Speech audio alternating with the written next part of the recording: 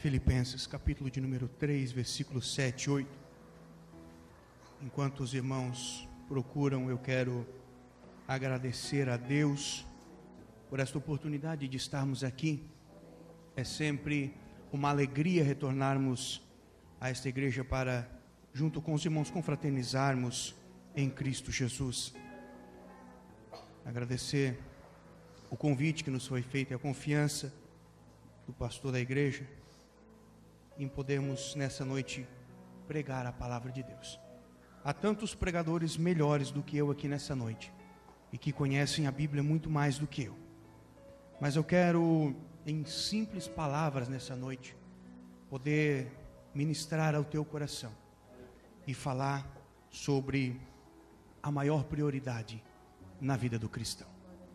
Amém, meu irmão? Filipenses 3, 7 e 8. Quem achou, diga amém. Assim diz a palavra do Senhor. Mas o que para mim era ganho, reputei-o perda por Cristo. E na verdade tenho também por perda todas as coisas, pela excelência do conhecimento de Cristo Jesus, meu Senhor, pelo qual sofri a perda de todas estas coisas, e as considero como esterco, para que possa ganhar a Cristo. Amém, meus irmãos? Tome seu assento dando glórias a Jesus.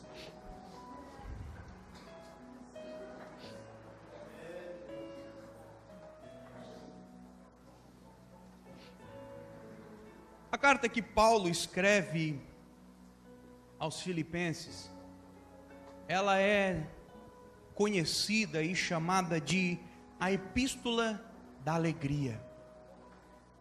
Paulo amava demais aquela igreja, que era uma igreja que sempre o ajudava nas suas tribulações, nas suas prisões, uma igreja que amava o apóstolo, e Paulo retribuía este amor amando esta igreja. E sempre que ele escreve sobre os filipenses, ele escreve com grande alegria no seu coração. E Paulo, de boca cheia, ele fala para os outros da igreja de Filipos, que era uma igreja abençoada, uma igreja que sabia abençoar, que sabia contribuir, que sabia se doar para a obra de Deus. E Paulo escreve aqui com alegria esta carta, alegria no seu coração. Mas se nós formos olhar o contexto, quando Paulo escreve esta carta aos Filipenses, Paulo estava preso em Roma. E aí nós ficamos pensando como pode o apóstolo, estando preso, sendo privado da sua liberdade, ainda assim escrever com alegria no seu coração. É que pela palavra nós entendemos, existem dois sentimentos que podem permear a nossa vida. Um sentimento é a felicidade. A felicidade, se você for olhar no dicionário, ela é condicional. Ou seja, para que eu seja feliz, algumas condições têm que ser cumpridas. Se eu tiver uma boa saúde, eu estou feliz. Se eu tiver uma boa casa, um bom emprego, eu estou feliz. Se eu tiver um bom carro, se tudo estiver indo bem na minha vida, eu estou feliz. Mas se alguma dessas condições me faltar, a infelicidade vai bater na minha porta. Mas o que Paulo tinha dentro de si não era felicidade. Paulo tinha alegria. E a alegria, ela não é condicional. A alegria, ela não importa se eu tenho ou se eu não tenho. A alegria não importa se tudo vai bem ou se tudo vai mal. Porque a alegria quem dá é Deus, ela é fruto do Espírito Santo. E se eu tenho o fruto do Espírito Santo, se eu tenho a alegria na minha vida, tudo pode estar caindo ao meu redor. Ainda assim eu vou levantar a minha mão ao céu e dizer glória ao nome do Senhor. Aleluia. Eu costumo comparar a alegria ao profundo do oceano. Porque o profundo do oceano, por mais que na superfície esteja o mar revolto, por mais que lá na superfície as ondas sejam fortes, o vento seja contrário, por mais que na superfície tudo vai, a tempestade parece que vai destruir com tudo, o profundo do oceano permanece calmo, sereno, tranquilo, não se desespera. Assim é o crente que tem Jesus, assim é o crente que tem alegria na sua vida. As situações deste mundo, as circunstâncias adversas desta vida não te abala, porque você conhece e sabe o Deus que você serve. Aleluia. É por isso que Paulo escreve esta carta com alegria. E ela é chamada, conhecida como a epístola da alegria. Mas não é sobre isso que eu quero falar nessa noite. Capítulo de número 3, o capítulo que nós lemos nesta noite. Paulo está escrevendo nos versículos acima deste que nós lemos. E ele está combatendo uma seita. Ele está combatendo alguns que eram chamados de judaizantes dentro da igreja. Eles pregavam, eles ensinavam que a graça de Jesus não era suficiente. E que era necessário também a circuncisão. A graça, o sacrifício de Jesus não seria suficiente para a salvação. E eles pregavam que as pessoas precisavam circuncidar-se, cumprir a lei de Moisés. Ou seja, eles estavam dizendo que era necessário um esforço humano, um mérito humano, era necessário alguma coisa que eu fizesse para contribuir com a minha salvação, porque a graça de Cristo não era suficiente. Então Paulo começa a confrontar e a rebater e a refutar esta teologia distorcida. E Paulo rebate dizendo assim: olha, se alguém pudesse confiar na carne, se alguém poderia se vangloriar de méritos humanos, este alguém era eu. Porque Paulo escreve, ele diz assim, nos versículos acima dos quais nós lemos, ele diz assim: olha, eu posso confiar na carne se assim fosse para ser, porque eu fui circuncidado ao 8º dia. Ou seja, Paulo, ele era judeu de nascimento. Paulo não era alguém que havia se convertido ao judaísmo. Paulo não era um prosélito. Paulo não era alguém que havia virado judeu depois de velho. Não, Paulo era nascido em berço judaico, circuncidado ao 8º dia. E ele continua falando das suas prerrogativas. Ele diz: olha, eu sou da linhagem de Israel. Ou seja, ele diz assim: olha, eu não sou descendente de Esaú, eu sou descendente de Jacó, de Israel, e eu consigo traçar a minha genealogia até o meu patriarca Israel. E ele continua: circuncidado ao 8º dia, da linhagem de Israel, da tribo de Benjamim. A tribo de Benjamim era uma tribo muito respeitada, porque ela foi uma tribo que permaneceu leal e fiel ao rei Davi. Também é de Benjamim que provém o primeiro rei de Israel, o rei Saul. Então, não bastasse Paulo ser da linhagem de Israel, ele diz: eu sou da tribo de Benjamim, uma tribo respeitada aqui dentro da nossa nação. E ele continua falando das suas prerrogativas, e ele diz: olha, eu sou hebreu de hebreus.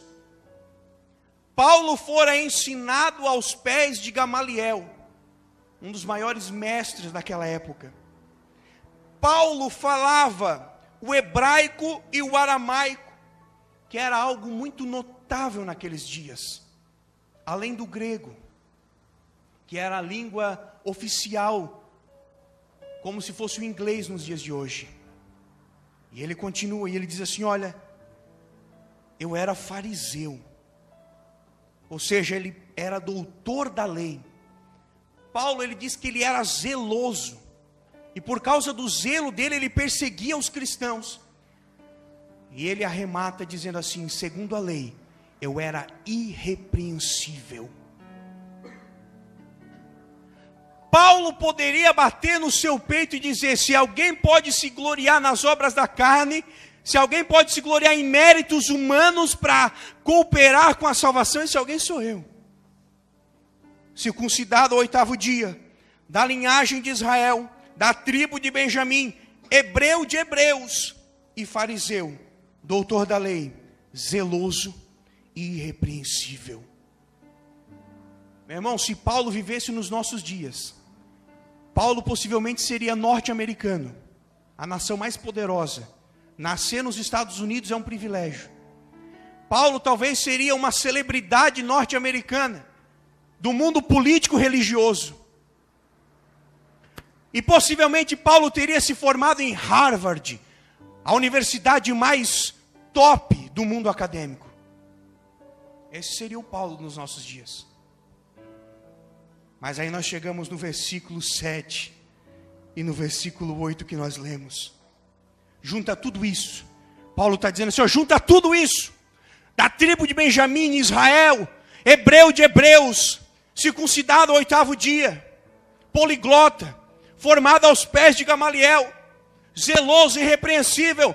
Junta tudo isso.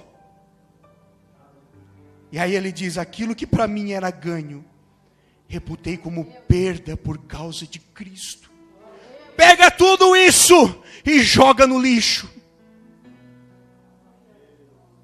Ele usa uma expressão muito forte, porque ele diz assim: ó, na verdade eu tenho por perda todas as coisas, pela excelência do conhecimento de Cristo Jesus, o meu Senhor, pela qual sofri a perda de todas as coisas. E olha o que ele diz: e as considero como esterco. Pega tudo isso que eu falei até agora. É esterco. Não é nada.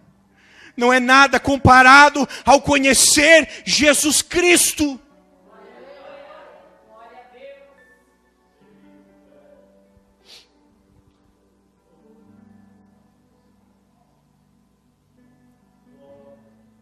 Aleluia. Nada se compara ao conhecer Jesus. E aqui Paulo está falando de um conhecer, não um conhecer dos livros, um conhecer relacional, de andar com Cristo, de ser a imagem de Cristo, de conhecer Cristo, de ver Cristo, de sentir Cristo. Meu irmão, a igreja nos dias de hoje está muito bem servida de livros teológicos. Nunca tivemos tantos escritores inteligentíssimos para escrever acerca da Bíblia. Nunca tivemos tanto livro sobre a Bíblia. Mas nunca conhecemos tão pouco a Cristo. A nossa geração, a minha geração, é uma geração que conhece a Jesus dos livros, das faculdades, dos assentos acadêmicos, mas não conhece Jesus de se relacionar com Ele.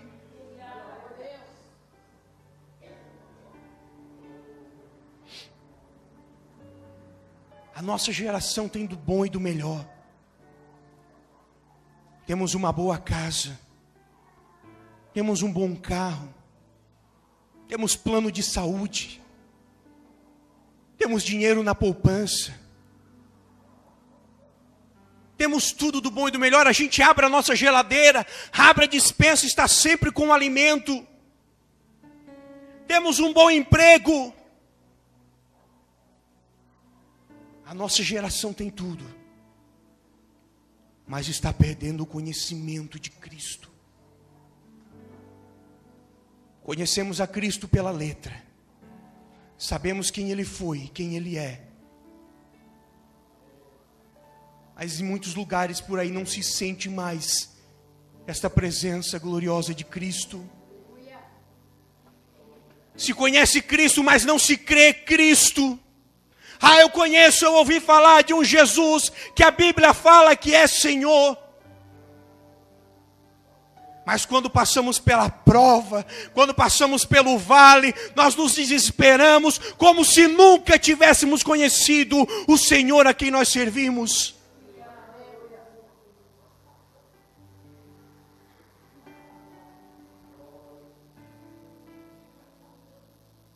Sabe por que isso, meu irmão?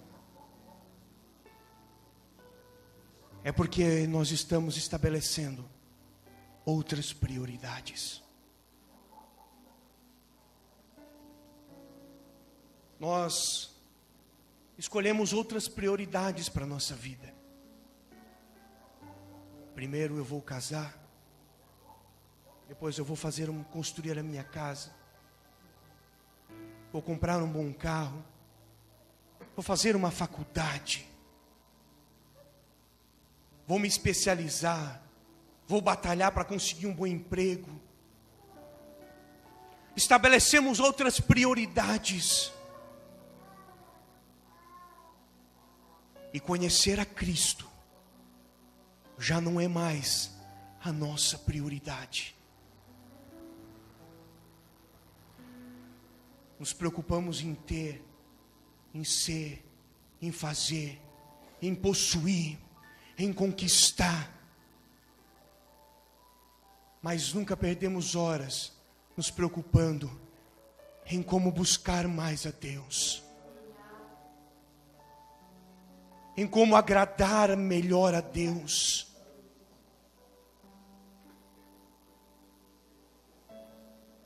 Quando nós conhecermos a Cristo, meu irmão,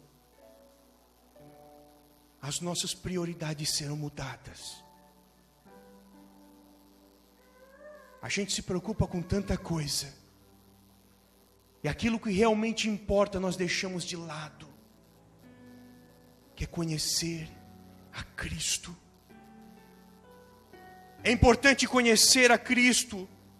Esse dos livros é importante, é importante. Se você puder estudar, fazer uma faculdade teológica, faça. Mas nunca se esqueça que muito mais importante é conhecer a Cristo, de se relacionar com Ele.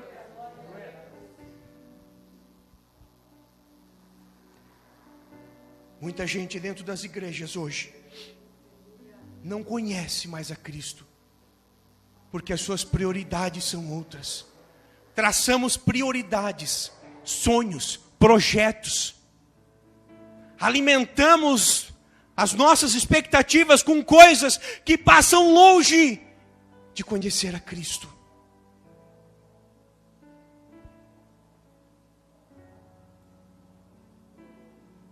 Conhecer a Ele nos leva a rever as nossas prioridades.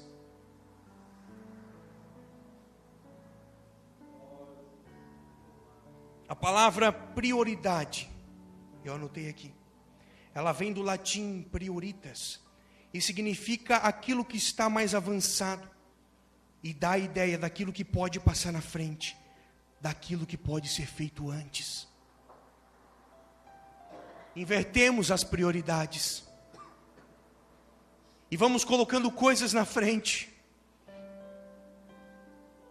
Primeiro vem um filho, primeiro vem a casa, primeiro vem a família, primeiro vem isso, primeiro vem aquilo, e vamos deixando Jesus em segundo plano. Prioridade, aquilo que pode ser colocado na frente. E meu irmão, a prioridade na nossa vida está ligada ao valor que nós damos a esta coisa. Se você dá mais valor para os bens desta terra, a sua prioridade vai ser juntar tesouro na terra. Se você dá mais valor a fazer uma faculdade, a buscar conhecimento técnico e científico, isto vai ser a sua prioridade. Você vai colocar isso na frente de todas as coisas. Quer ver, meu irmão? Eu vou fazer aqui algumas perguntas e você vai ver se a sua prioridade é de fato Cristo, se é Deus, ou se são as outras coisas. Primeira pergunta: por que você serve a Deus? Você serve a Deus porque você tem medo de ir para o inferno?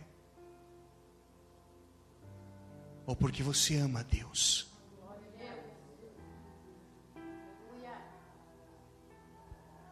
Por que você procura não pecar, meu irmão? Porque você tem medo que o pastor vai te colocar na disciplina?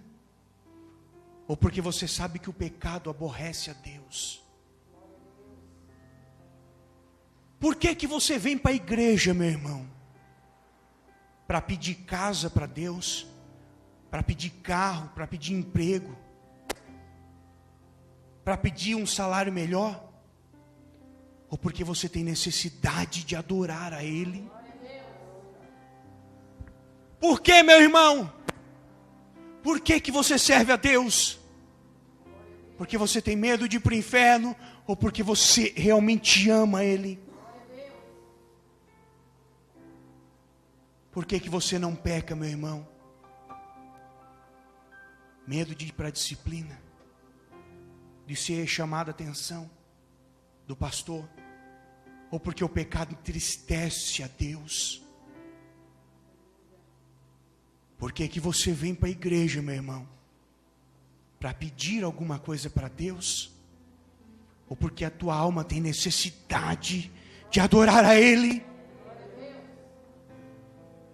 Reveja suas prioridades. Porque muitas vezes você está servindo pelo motivo errado. Você está vindo pelo motivo errado. Muitas pessoas conhecem um Deus que não é o Deus que eu sirvo. Muita gente conhece um Deus que usa roupa vermelha, que carrega um saco vermelho nas costas e que sai dando presente para todo mundo. Este não é o Deus que eu sirvo. Estão ensinando aí afora, estão pregando um Jesus que não é o Jesus que eu sirvo. Um Jesus que vai dar isso, vai dar aquilo outro. Aleluia. Eu sirvo um Jesus que foi cantado aqui nessa noite. Que se Ele fizer, Ele é Deus. Mas se Ele resolver não fizer, se Ele não te der nada, Ele continua sendo Deus. E eu vou continuar adorando o nome dEle. Aleluia.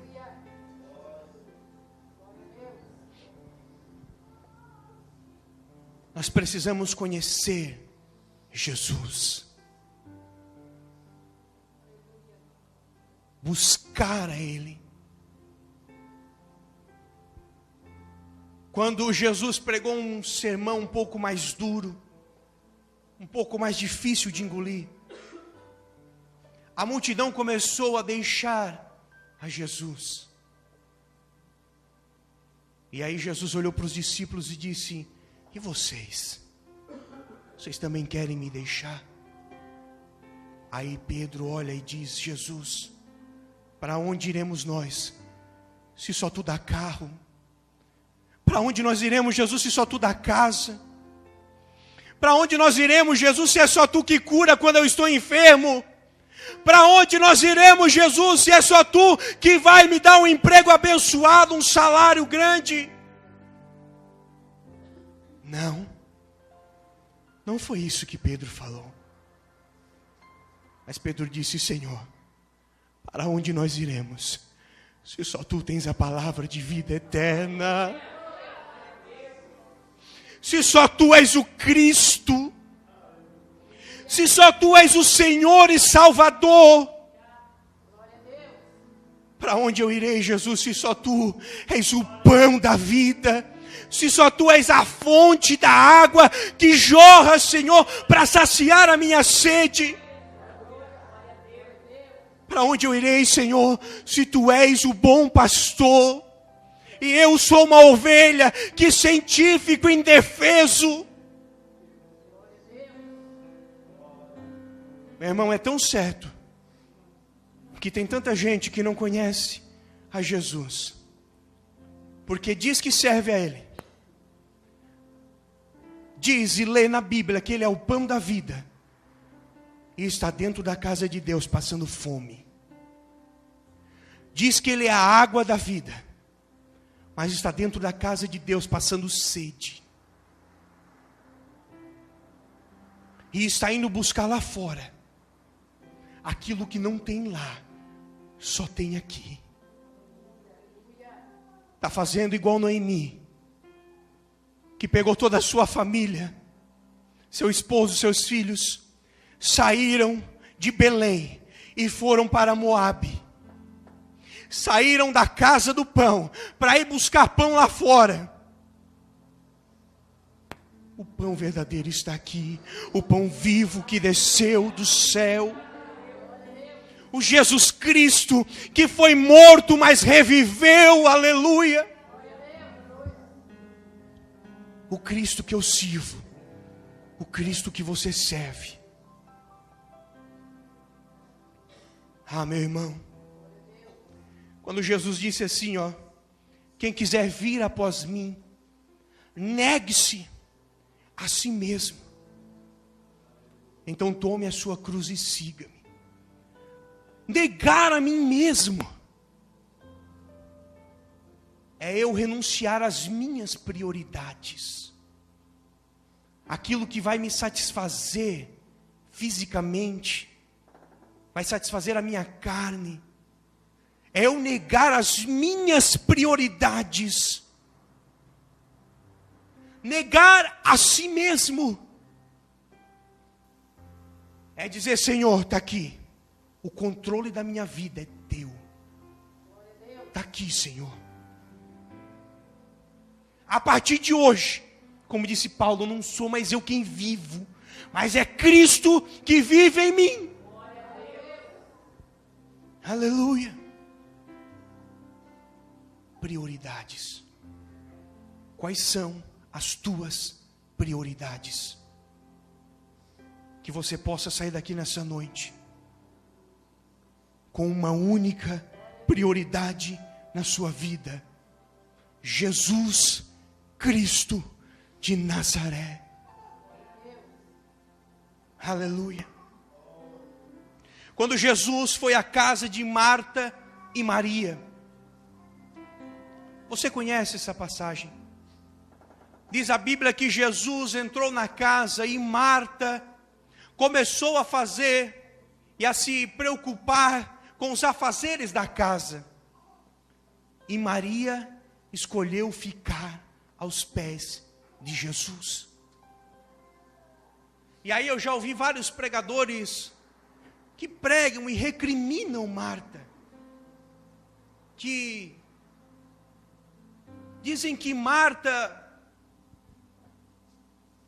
ela não se ateve à situação que estava acontecendo. Se você for olhar a cultura da época, a irmã mais velha, que era ela quem comandava a casa, era obrigação dela servir bem uma visita, cuidar da hospedagem, cuidar do café, cuidar da refeição, do almoço, hospedar bem aquela visita. E ela estava cumprindo aquilo que era obrigação dela, aquilo que ela foi ensinada, aquilo que era o desígnio dela. Ela não estava errada em fazer isso naquele momento. Só que ela não estava recebendo qualquer um na casa dela. E é aqui que ela errou. Porque ela precisava rever o que era mais prioritário. Muitas vezes nós estamos como Marta. O que nós estamos fazendo não está errado. Você precisa trabalhar, precisa. Senão a panela não ferve. Você tem que estudar para conseguir um bom emprego. Você tem que batalhar, tem. Você tem que levantar cedo e dormir tarde para trabalhar e às vezes conquistar alguma coisa, ter uma condição boa de vida, sim. Isso não é errado, não é pecado isso.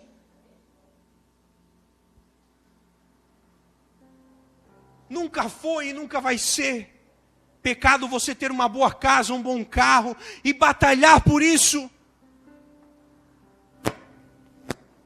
Mas qual é a tua prioridade?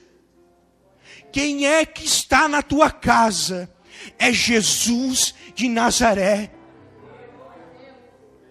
Então tudo que nós formos fazer, meu irmão, tudo, desde o momento que nós nos levantamos até o momento que nós nos deitamos, tudo tem que ser para a glória de Cristo. Se você trabalha, se você estuda, se você se alimenta, se você respira, se você está aqui nessa noite, tudo deve ser para a glória de Cristo.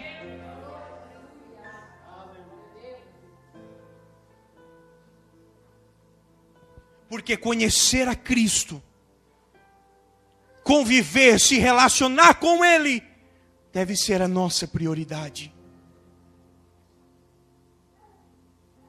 E Jesus disse que aonde estiver o teu tesouro, aí estará o teu coração.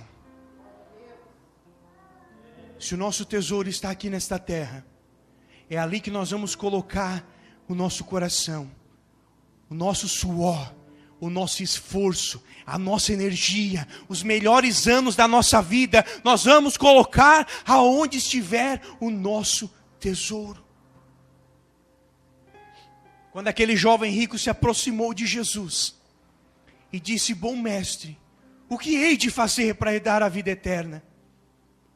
E Jesus disse: olha, tu sabes, conheces a lei, os profetas, cumpre todos os mandamentos. E ele disse: olha, tudo isso eu tenho feito desde a minha infância.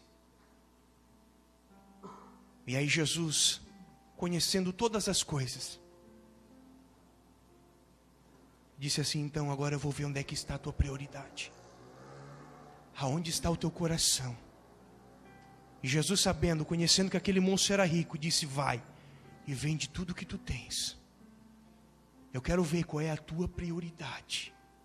Se é de fato me servir, se é de fato querer herdar a vida eterna. Onde está o teu coração? E aquele moço saiu triste. Meu irmão, cada um que se encontra com Cristo, todo mundo que se encontra com Ele, nunca sai da mesma forma. Ou você vai sair alegre, ou vai sair como aquele moço, que saiu triste. Saiu triste porque o seu coração estava nas riquezas. Jesus não era prioridade na vida dele. Aleluia. Eu quero que você saia daqui nessa noite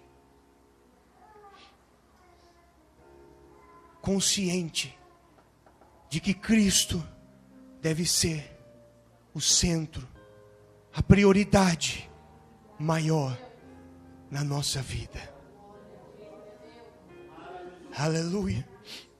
Eu quero que você saia daqui nessa noite consciente de que Cristo precisa ser a prioridade nas nossas igrejas.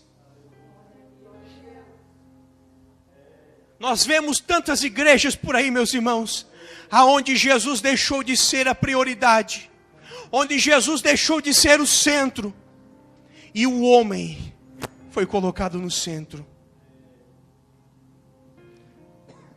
Meus irmãos, Jesus precisa ser o centro da nossa igreja. Pregadores que me ouvem, aqui em cima e embaixo.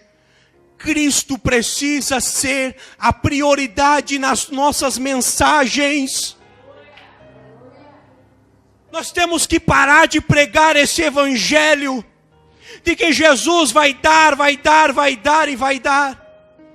De que massageia o ego do homem.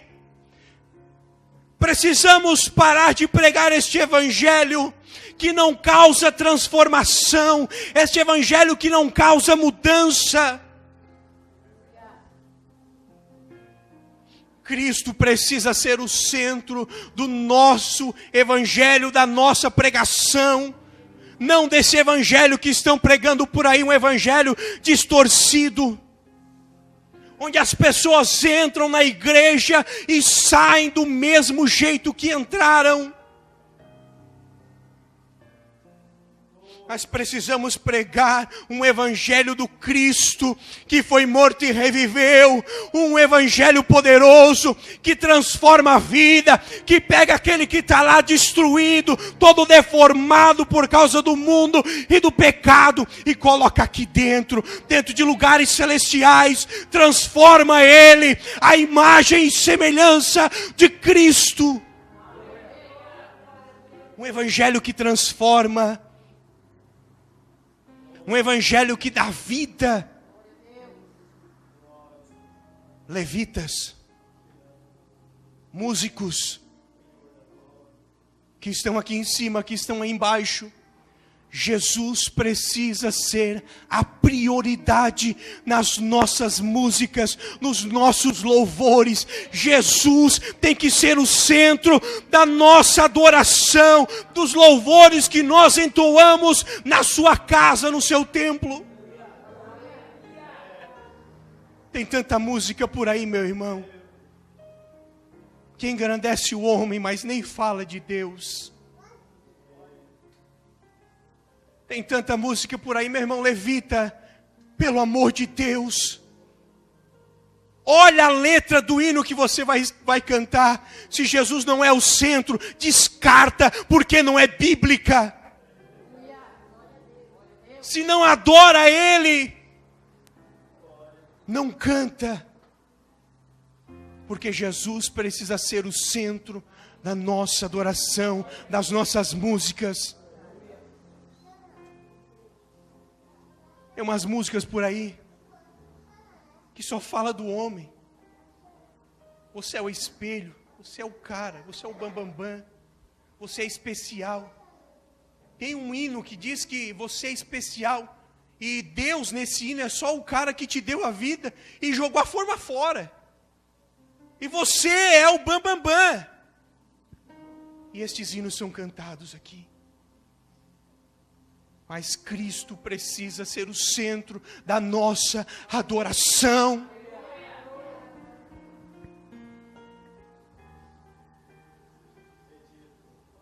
Cristo precisa ser o centro da nossa oração. A gente dobra o joelho para orar. Pede tanta coisa. Fala de tantas coisas. E esquece que Jesus deve ser o centro da nossa oração. Deve ser o centro da nossa vida. Porque dele foi cantado aqui nessa noite. Nunca foi sobre nós. É tudo para Jesus. É tudo dele, para ele. É por meio dele.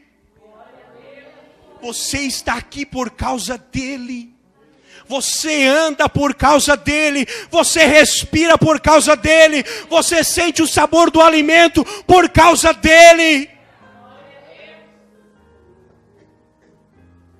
Nunca foi sobre nós. É tudo sobre Jesus.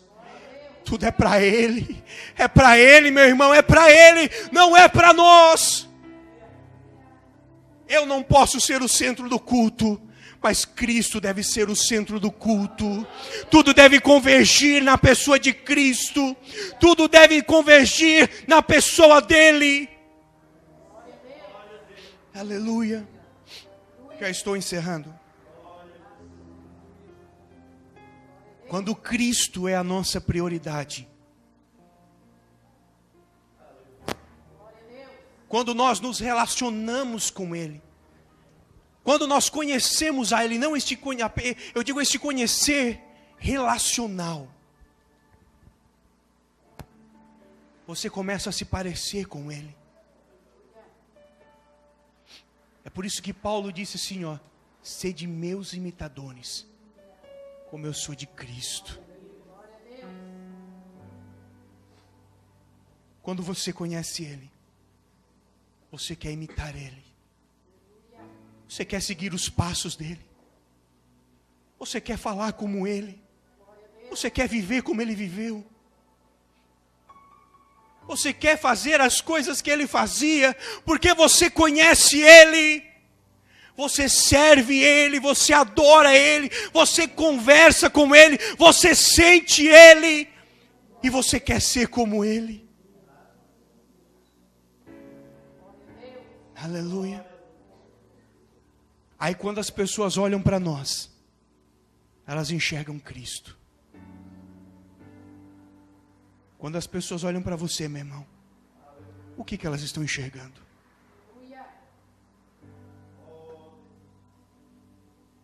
Tem muita gente dentro das igrejas que as pessoas enxergam qualquer coisa menos Cristo. Se colocar Cristo do teu lado, você não vai ter nada a ver com Ele. Tem muita gente por aí afora que se colocar Cristo do lado dele, ele não tem nada a ver com Cristo. Sabe quando bota um filho perto do pai? Você olha para mim, é parecido com ele ali, ó. É o meu pai. E você olha para mim, você olha para ele e diz, tá na cara, é filho. Se botar Cristo do teu lado, será que eles vão dizer, lá vai um cristão, lá vai um filho de Deus? Ou se botar Cristo do teu lado, será que tu não vai ter nada a ver com Ele? Aleluia.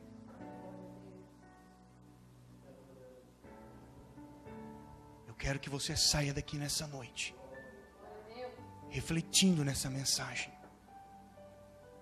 E a partir de hoje, tudo que você for fazer, você vai pensar, qual é a minha prioridade? E se você sair daqui nessa noite refletindo nisso, eu vou me alegrar, porque terei cumprido o propósito da palavra de Deus que estava no meu coração.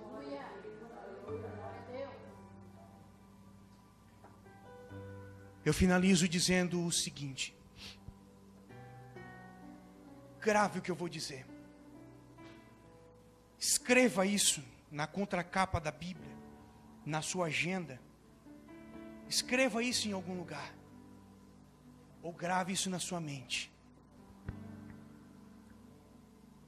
Ou Cristo é o centro, ou Jesus é o primeiro da nossa vida, ou Ele não é nada. Você entendeu, meu irmão? Ou Jesus é o primeiro da nossa vida, ou Ele não é nada.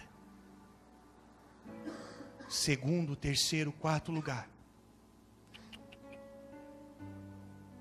ou Ele é o primeiro da nossa vida, ou Ele não é nada. Ele deve ser o centro da nossa vida. Jesus Cristo de Nazaré. Ou Jesus é o centro, ou Jesus, Ele é o primeiro da nossa vida, ou Ele não é nada.